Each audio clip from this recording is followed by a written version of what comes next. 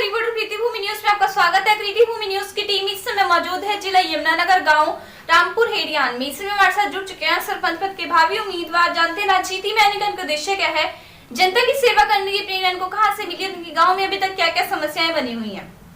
आपका नाम और आपके गाँव का नाम? मेरा नाम राजेश कुमार है, मैं गाँव रामपुर हेडियान से बिलोंग करता हूँ। जी, पॉलिटिक्स में आने का आपका मेन ऑब्जेक्टिव क्या है?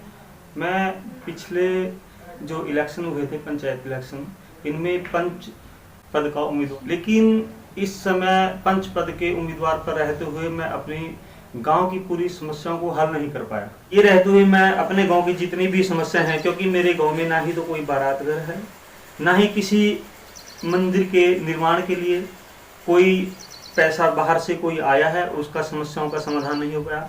गलियों की जितनी रिपेयर थी सारी बाकी पड़ी हुई है। केवल एक गली का निर्माण हुआ है पिछले इलेक्शन में। एक बारात घर बनाया गया है स्कूल के पास, लेकिन वह भी पूरा नहीं हो पाया, केवल उसमें एक लेंटर छाप के छोड़ दिया गया। तो समस्याएं गांव की जो की तुम हैं।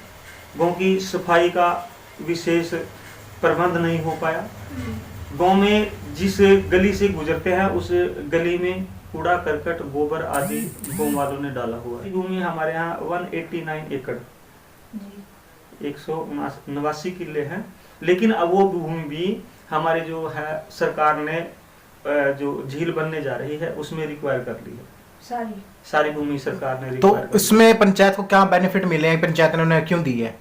पंचायत वालों ने नहीं दी है, ये सरकार ने अपनी तरफ से इसको रिक्वायर किया है। पंचायत को ना ही तो इसमें कोई आमदनी दी है और ना ही आगे आमदनी का कोई सोर्सेज बताया है कि आपकी जमीन जो है हमने रिक्वायर की है, इसके लिए आपको ये बेनिफिट मिलेगा। तो इसको लेकर हमारे द्वारा हम एक बार फिर सरकार में इसके बारे में पैरवी करेंगे कि हमारे गांव की जो जमीन है, या तो वो पंचायत को इसके जो जमीन ली है इसका कुछ हिस्सा सरकार जो है पंचायत को दे, ताकि उसको हम अपने गांव में विकास के लिए लगा सकें। हमारे गांव की जो मूलभूत सुविधाएं हैं वो उनको प्राप्त हो सके। हमारे गांव की जो साफ सफाई है उसका प्रबंध किया जा सके। गांव में टोटल जनसंख्या कितनी है?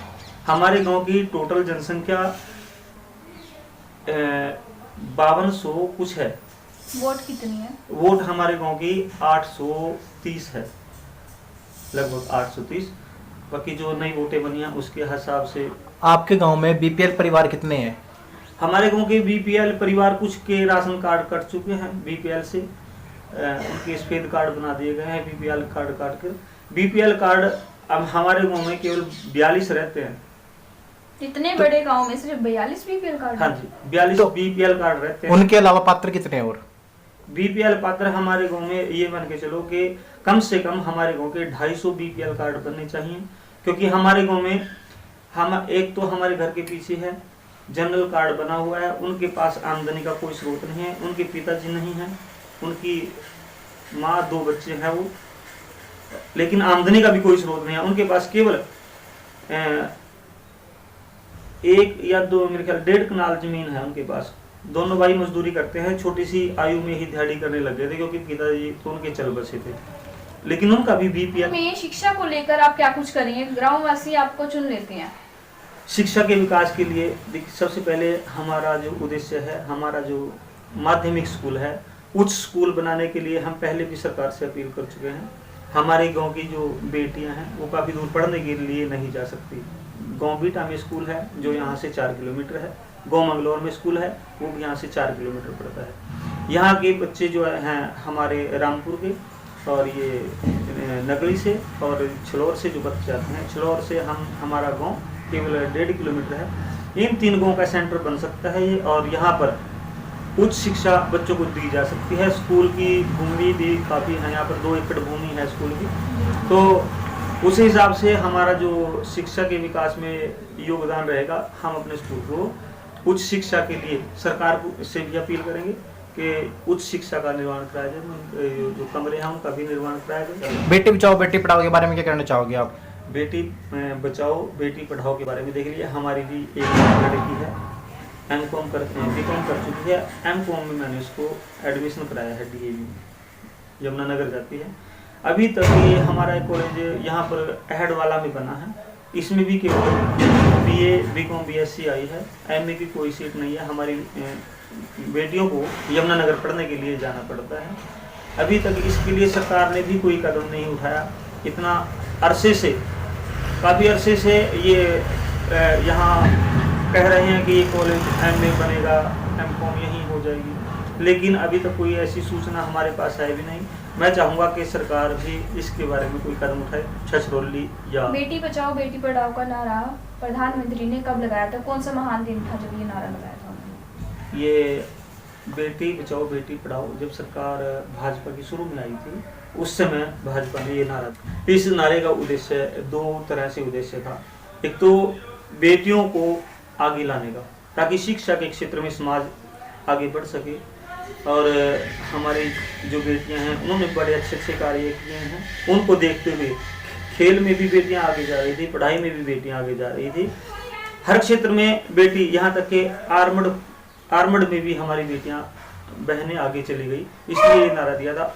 खेल रत्न में हमारी बेटियों को गोल्ड मेडल मिल रहे हैं, वहाँ पर ये सारे उनको देखते हुए मोदी जी ने इनको आगे लेकर ये नारा दिया था। नशे को लेकर क्या कहना चाहोगे आप? नशा किस चरम सीमा पर है आपके गांव के अंदर?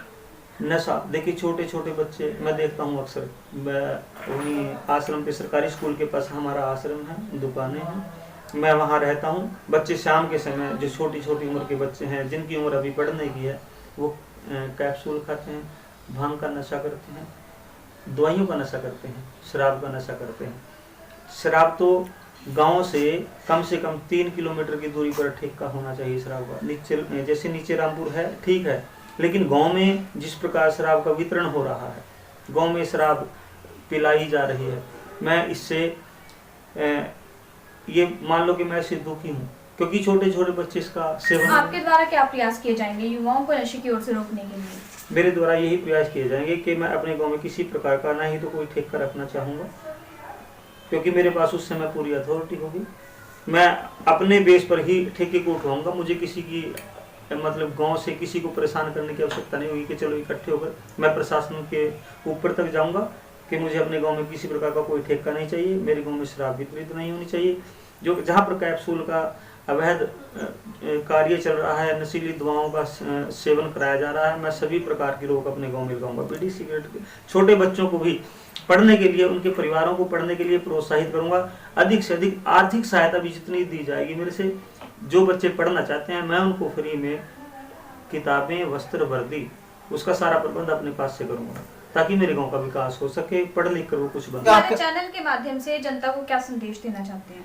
मैं जनता को ये संदेश देना चाहता हूँ कि आपके चैनल के माध्यम से ये जो गांव का विकास है इसी तरह होता रहे।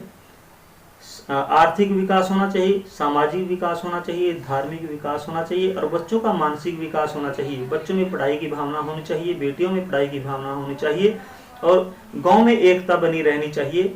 गांव की स्वच्छता का विशेष ध्यान रखना चाहिए, ताकि किसी प्रकार की कोई बीमारी का उसमें, मतलब किसी प्रकार की कोई बीमारी ना पनपे।